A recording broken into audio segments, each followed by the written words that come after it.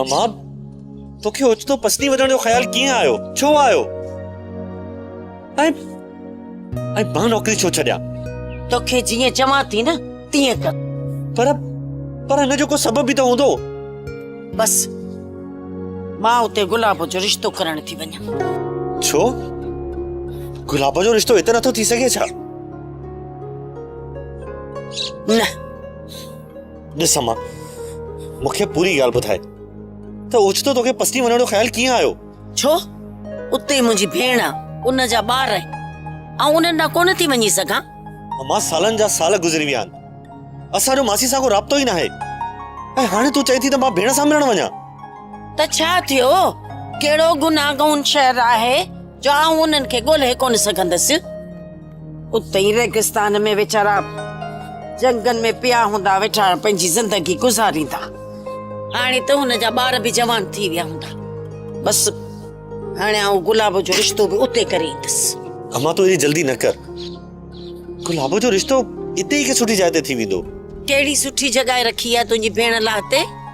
अमां कोशिश कयूं था, पर ओचितो तोखे छा अची लगी आहे? भला तूं साइण खे चओ, वो किथे न किथे गुलाबो जो बंदोबस्त जरूर कराए छॾींदी। ही साइण ऐं हवेलीअ जे चक्कर में न पओ ना मुराद। मां त तोखे रईस जी नौकरी छॾण लाइ थी चवां, ऐं तूं मूंखे सलाह ॾींदो त मां साइण खे गुलाबो जे लाइ चवां? अमां मां नौकरी छो छॾियां बोतार जी? इन ई में असां सभिनी जी भलाई आहे। पर का वजह बि त हुजे न अमां। वजह तूं चङी तरह ॼाणी तो पुट। हवेली में कुछ थियो आहे छा? न अॼु त न, सुभाणे कुछ भी थी सके थो। मूं तोखे चयो हो न त साइण खे 1000 रुपया मोटाए ॾे। वो तो मूं मोटाए छॾियो। कीअं? कंहिंजे हथां?